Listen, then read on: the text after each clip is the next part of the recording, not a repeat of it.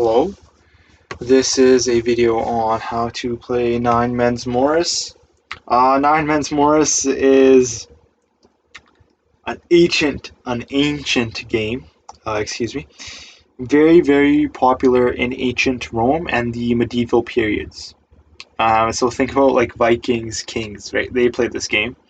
Nobody really knows where and when the game originated. Um, Nine Men's Morris is roughly the origins is 14,000 BCE, right? So that's quite a long time ago. That's before the Common Era, and the oldest, I guess, recorded history of Nine Men's Morris was in Egypt. However, what you'll see for Nine Men's Morris is right here we have a board, but you don't need a board. You can actually see, right, when they played in the medieval ages, they simply carved a board into stone. And so what you could do is if you don't have a board, which most people do not, is you simply have to take a black marker or some sort of writing utensil and a piece of paper and draw this pattern with these dots here, like so.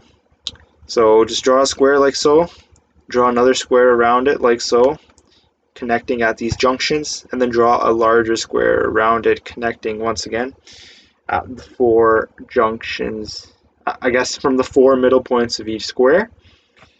Right, so the board is very easy to draw, so just draw a board if you do not have one, which I nobody really does.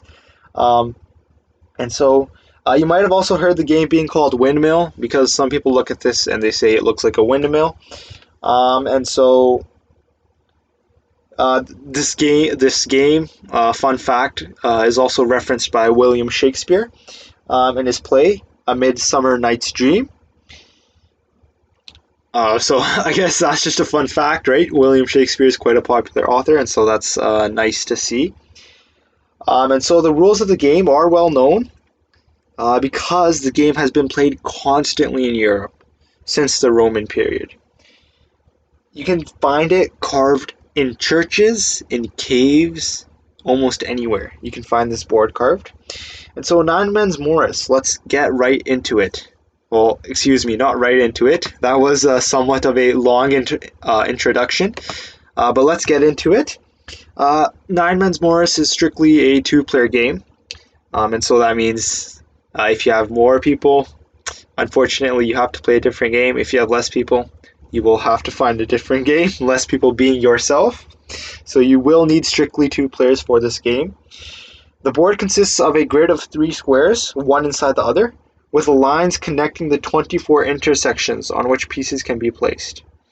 So as you can see, we have 1, 2, 3, 4, 5, 6, 7, 8, 9, 10, 11, 12, 13, 14, 15, 16, 17, 18, 19, 20, 21, 22, 23, 24 intersections, or I guess you could call them junctions, where men can be placed. Or pieces, right? So each player has 9 pieces. They're called men of a given color, right? So you have the light color and the dark color here. In this case, we're using white and black. You may also see red and like beige, right? It just depends on what pieces you're using. And so what you'll need is 9 pieces. This can be anything. Once again, I am assuming that nobody really actually has a Nine Men's Morris board or the required pieces, but you can use anything. You could use circles cut out from paper if you wanted to, right?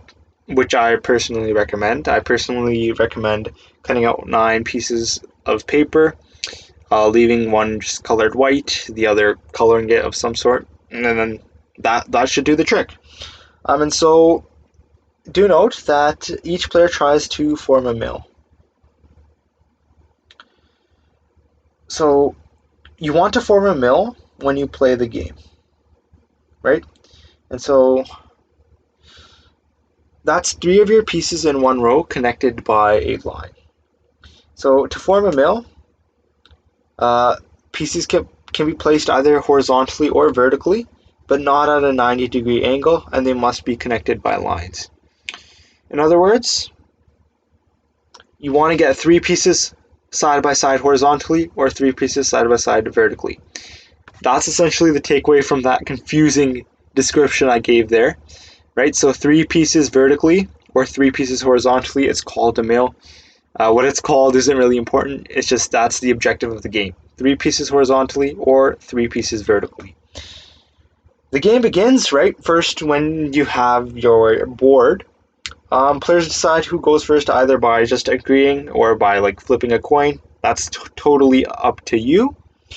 There are 3 phases to the game. And then so phase 1, you place the men onto the board. So the players take turns placing one man at a time onto the board, onto the empty junctions or intersections. So I'll place a man on the board. During this phase, each player tries to prevent the opponent from forming a mill. And so while we are placing men on the board, we want to prevent our opponent from getting 3 in a row horizontally or 3 in a row vertically. Notice how I had 2 in a row horizontally there.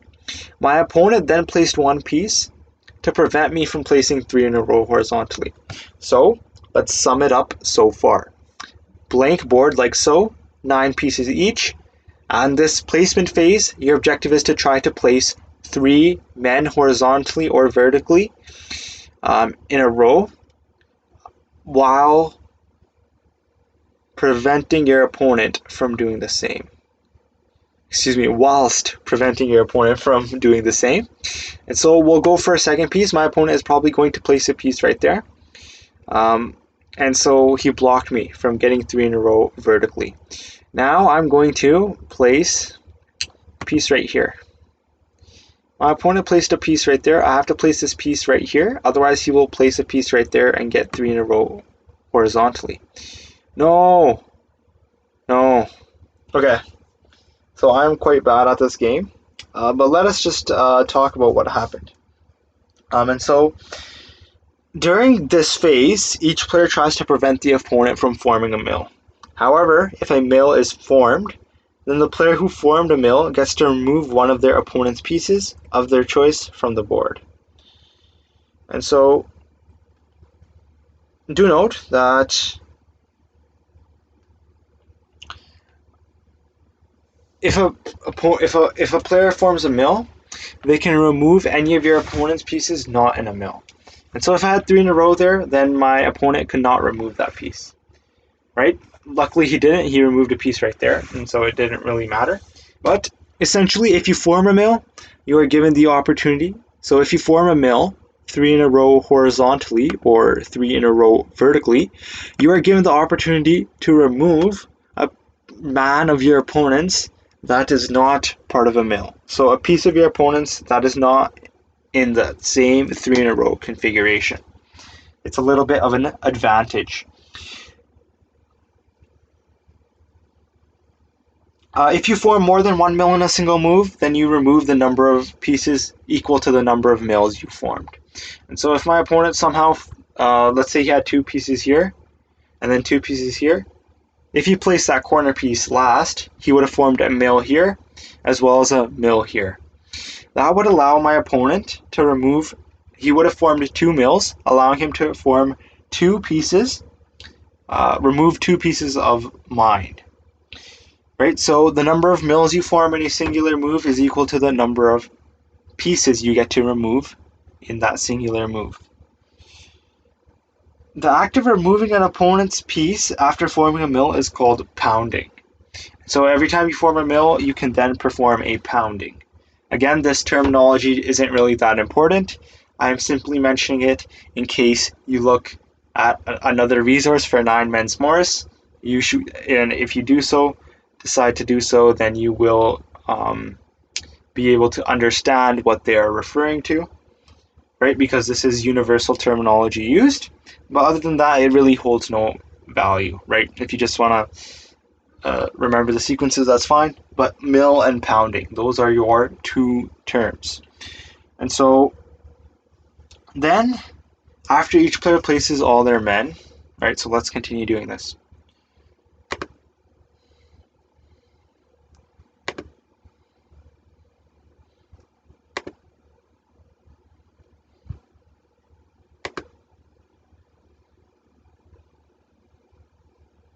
Okay, so after once all of the pieces have been placed onto the board, the players begin moving their pieces in alternating moves, one dot at a time, to try to form mills in the same fashion as in the first phase. So in the first phase, we were placing all of our men. In this phase, it's the same thing. We are simply now moving our men, and we can move them one dot at a time in an attempt to create a mill. And so what I'll do here is can't really create a mill here, at least easily. So I'll go ahead and do that. Okay. And so you simply keep doing this, right? Do note that pieces can only move to an adjacent dot or junction, and pieces or men cannot jump over each other or skip dots if more than one are available in a row.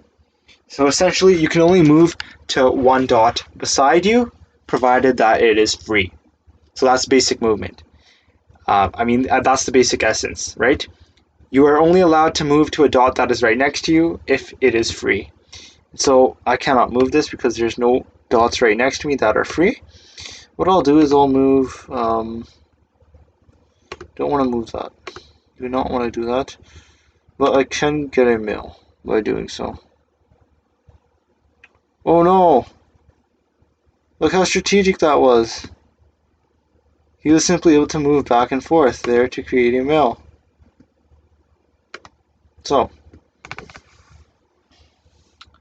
as you can see, right, you can recreate the same mill there, and that allows you to remove your opponent's piece. And so, do note that like what just happened, a player is allowed to move a piece out of a mill and then move it back on the next move to form the mill again. If this happens, it is considered as if they formed a new mill, and they get to remove one of the opponent's pieces. Then you have an optional, third part of the game, but we are not really going to talk about that. And so, do note that the game ends when one of the players is reduced to 2 pieces. This is because you need 3 pieces to form a mill. If the player is reduced to 2 pieces, they cannot form a mill. And so let us go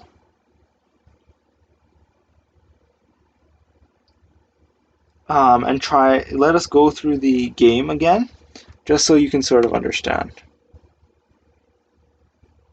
Right, and so let us play. And so let us play again here. So let us just go through it, right? First phase, we want to place our men on the board, trying to form mills. A mill is 3 men in a row, horizontally or vertically. What I'll do is I'll go for a placement here. My opponent goes for a placement there.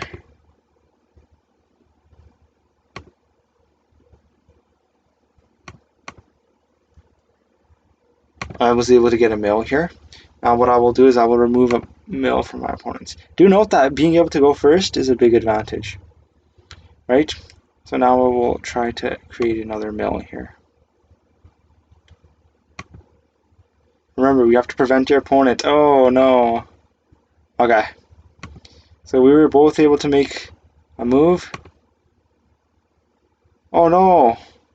My opponent is clearly much better than I am. And remember, the objective is to get your opponent down to 2 pieces or 0 moves. Most commonly it'll be 2 pieces, so don't really worry about the 0 moves. So now we want to move our men to create a mill. And so we will do so by moving a man here. And then moving a man there. Get to remove a piece from our opponents. We'll remove that piece so you cannot recreate that mill. Now we will go for that movement. No, no, no. Okay.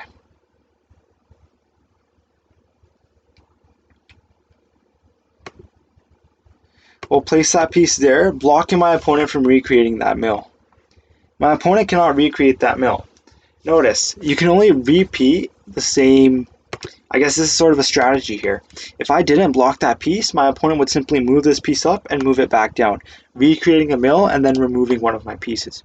Thus, it is imperative that I went with that maneuver there. Now, what we will do is we'll have to keep all of these pieces blocked. All of these pieces blocked. What we will do is we will simply move this piece right there.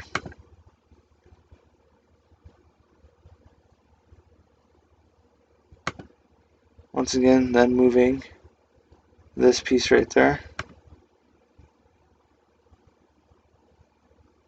Then we'll move this piece right there. We want to block all these junctions, preventing my opponent from really being able to make a move. If I have all these junctions blocked, my opponent can't honestly really make a move. And so we can just go in the stalemate forever.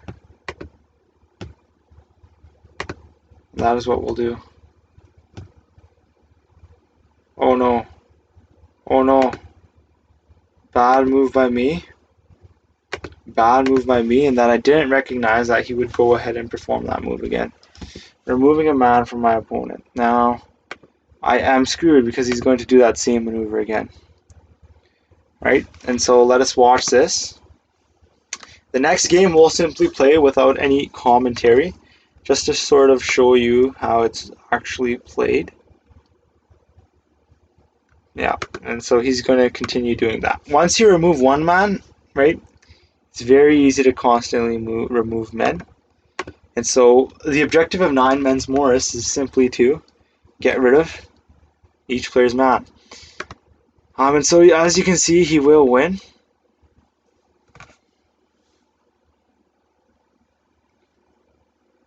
Okay, let's just talk about what just happened there. So you might be saying, hey, how'd you move that piece diagonally? And so when one of the players has been reduced down to 3 last pieces, in this case, like this scenario, phase 2 ends for that player, and I guess the third phase of the game begins. In phase 3, the limitation of moving only to an adjacent dot is removed. Both players can move their pieces to any available dot, even if that requires skipping dots or jumping over other pieces. Such movement is called flying.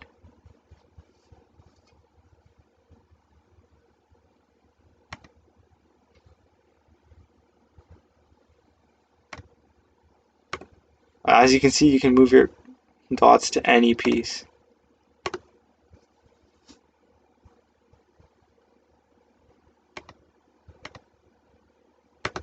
I'm in a bit of a stalemate in that. Okay. I am forced to play here, and by doing so, my opponent has set himself up in a great position. But essentially, once one player only has 3 pieces left, right, then there is no limitation to where you can move on the board. And so let us just play another game of 9 Men's Morris, and then we will sort of sum up the strategy here. So let us play.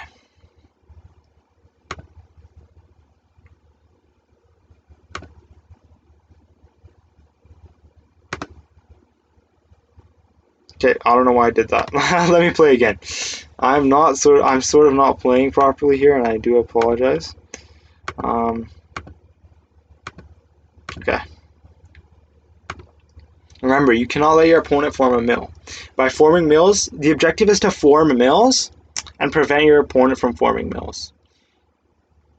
Let me sum it up better. The objective is to form mills, thereby removing your opponent's pieces, whilst also preventing your opponent from forming mills. So let us do this.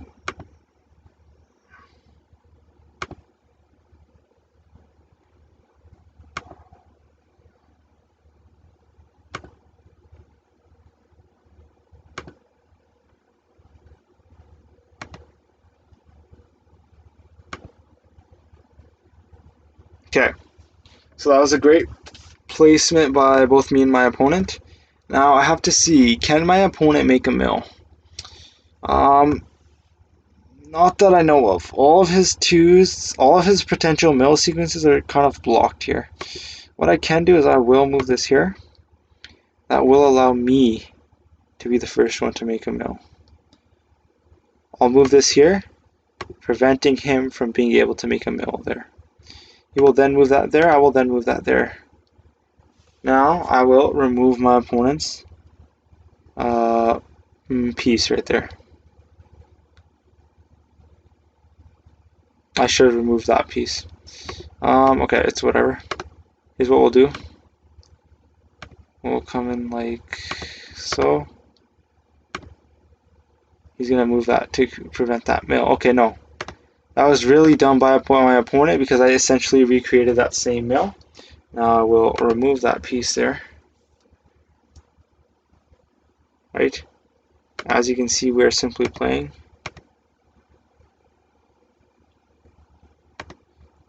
Remember, it's a very good strategy to block these junctions. I have this one junction blocked. It's preventing pieces from up there, down here, to the left and to the right from joining up at this junction and creating a mill. Once again, I can simply keep recreating the same mill, removing my opponent's pieces. I'll move that piece there. He cannot come in and block that piece there, right? If I move that piece to the right there, he would have came down and then he would have came blocking that middle. Now I can recreate the same mill, removing this piece. There's not enough men left, and so I ended up winning. Why did that happen? Essentially, my opponent had no moves left. All of his men were trapped in between my men, right? If all of your men are trapped between an adjacent man, aka there are no free spaces between any of your men on the board, then you cannot really win the game. So let us sum up how to play 9 men's Morris. And so there are 2 players in the game. The board consists of a grid of 3 squares, one inside the other, with lines connecting the 24 intersections on which a men can be placed. Each player has 9 pieces called men of a certain color. Each player tries to form a mill, which is 3 of their pieces in one row, horizontally or vertically. The game begins first with both men on an empty board. Players decide who goes first. It is an advantage, right? So do pick a great way to decide. Because do not just tell your opponent, hey, you can go first, unless you want to, of course, prove that you're a great 9 men's Morris player and you want to challenge yourself by going second. But going first is quite a sizable advantage because it allows you to get the first opportunity at creating a mill. So players take turns placing 1 piece at a time onto the board, onto the empty dots, right? During this phase, each opponent tries to form a mill.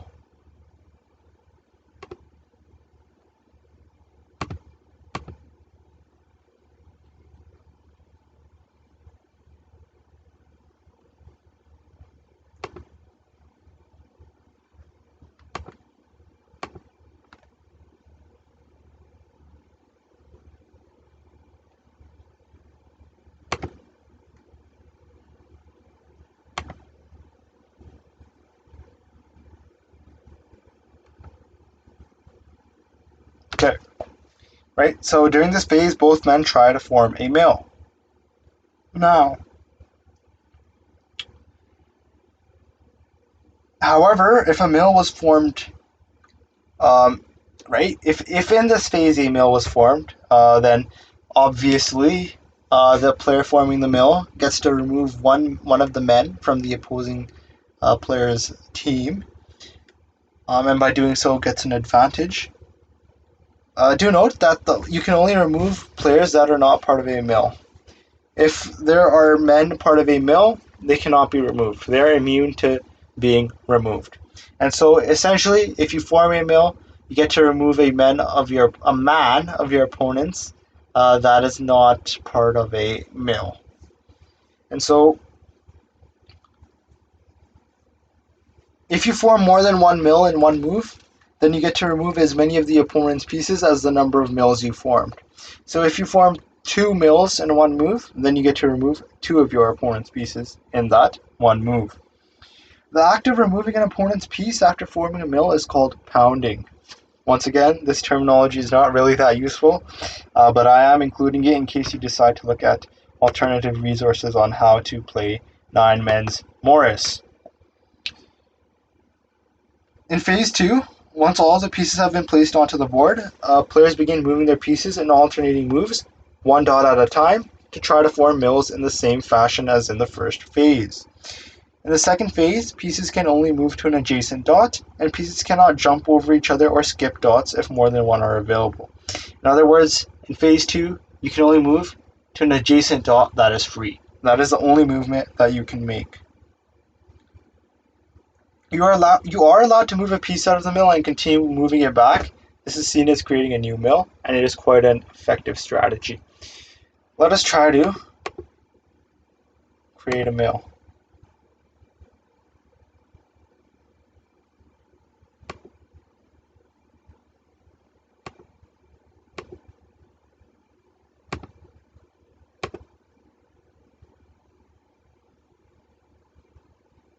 Oh no, I was not thinking properly. And my opponent is going to do that and remove that piece. Okay. But I will do that to prevent him from creating that mill again. No, he will go ahead and do that. And so as you can see, you get into this phase, right? You do have to play strategically. I do apologize, I am not playing that strategically today. I do not know why.